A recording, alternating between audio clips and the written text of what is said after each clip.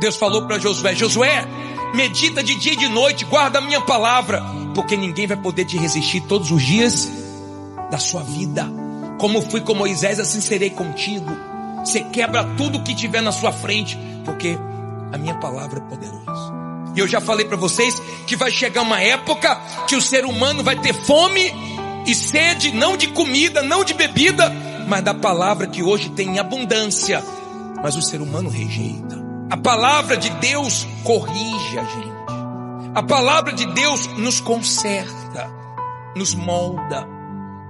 Quando você ouve a palavra, você enxerga o que você precisa mudar. E quanto mais você lê, medita, guarda, pratica, mais ela te muda.